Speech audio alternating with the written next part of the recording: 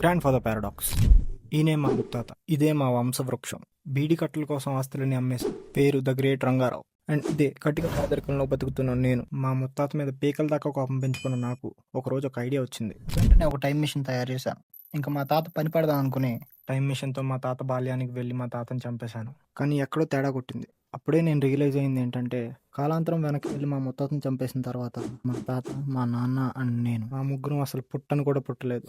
ఆస్తి ఎవరికి దక్కలేదు. దీన్నే గ్రాండ్ ఫాదర్ పారాడాక్స్ అంటారు. ఇలా ఎందుకు జరిగిందో మీకు చెప్తాను. పారాడాక్స్ అంటే విరుద్ధ పరిణామం. ఈ పారాడాక్స్ లో 2 పాయింట్స్ ఉన్నాయి. పాయింట్ నెంబర్ 1, నేను ఒకవేళ కాలంలో వెనక్కి ప్రయాణించినా కూడా మా తాతయ్యని చంపడం అసాధ్యం. ఒకవేళ నేను చంపితే నా పుట్టుకి అర్థమే ఉండదు. సో మనం మన పాస్ట్ ని చేంజ్ చేయలేం. పాయింట్ నెంబర్ 2, ఒకవేళ నా సాయశక్తిలో ప్రయత్నించి మా తాతని నేను చంపేస్తే అది ప్రకృతి విరుద్ధం కాబట్టి ఒక ప్యారలల్ యూనివర్స్ అనేది క్రియేట్ అవుతుంది. ఇది ఒక parallel time line. First universe లో మా తాత, మా నాన్న, నేను ఆల్రెడీ పుట్టేశాం కాబట్టి ఈ యూనివర్స్ బ్యాలెన్స్ అవడం కోసం మా తాతని చంపేసిన యూనివర్స్ కూడా ఒకటి క్రియేట్ అవుతుంది.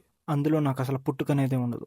ఆమ్నిపొటెన్స్ పారాడాక్స్. దేవుణ్ణి బాగా నమ్మే వాళ్ళకి ఈ క్వశ్చన్ వెంటే మెంటల్ ఎక్కిపోతుంది. ఎవరన్నా ఈ విశ్వానికి ఒక సృష్టికర్త అంటే ఒక క్రియేటర్ ఉన్నాడని నమ్మితే ఈ విశ్వాన్ని తనే సృష్టించాడు కాబట్టి ఆబ్వియస్లీ తనే సుప్రీం పవర్ అవుతాడు. సో తను ఏది కావాలితే అది సృష్టించగలడు. తను సృష్టించలేని వస్తువు అంటూ ఏది ఉండదు. ఇలాంటి ఒక సృష్టికర్త తను కూడా మోయలేనంత పెద్ద బండరాయిని సృష్టించగలడా? ఒకవేళ తను కూడా మోయలేని ఒక పెద్ద బండరాయిని సృష్టించడానే అనుకుందాం. ఒకవేళ తను సృష్టించింది తనే మోయలేకపోతే తను ఒక సుప్రీం పవర్ ఎలా అవుతాడు? ఇది ఆమ్నిపొటెన్స్ అంటే అన్లిమిటెడ్ పవర్ అన్న ఒక రూల్ ని బ్రేక్ చేస్తుంది. ఒకవేళ తన కూడా మోయలేనంత పెద్ద బండరాయిని తను సృష్టించలేకపోతే సేమ్ మళ్ళీ రూల్ అనేది బ్రేక్ అవుతుంది. అప్పుడు కూడా తను ఒక సుప్రీం పవర్ కాలేడు.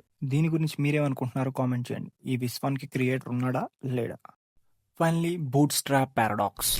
2025 ఆగస్ట్ 5 మా టీవీలో అతడు మూవీ చూస్తున్నా. ఈ మూవీ చూస్తున్నప్పుడు నాకు సడన్ గా ఒక ఐడియా వచ్చింది. వెంటనే నా పెన్ డ్రైవ్ లో మూవీ అంతా డౌన్లోడ్ చేసుకుని టైం మిషన్ బిల్డ్ చేయడం స్టార్ట్ చేశా. ఇంకా ఆ పెన్ డ్రైవ్ తీసుకుని కాలంలో వెనక్కి వెళ్ళి అది 1990వ సంవత్సరం. త్రివిక్రమ్ గారు 10th క్లాస్ చదువుకుంటున్న రోజులు అవి. త్రివిక్రమ్ గారికి ఈ సినిమా చూపించాను. సినిమా చాలా బాగుందని చెప్పి నేను చూపించిన సినిమానే 2005లో సేమ్ టైటిల్ తో రిలీజ్ చేశారు. ఈ సంఘటనలో అసలు ఐడియా ఆఫ్ ద స్టోరీ ఎవరిదై ఉండొచ్చు? త్రివిక్రమ్ గారికి ఆ స్టోరీ అసలు ఐడియా లేనప్పుడే నేను వెళ్ళి ఆ స్టోరీ చూపించాను. సో ఆ స్టోరీ యొక్క ఆరిజిన్ ఏవై ఉండొచ్చు. దీన్నే బూట్ స్ట్రాప్ పారాడాక్స్ అని పిలుస్తారు.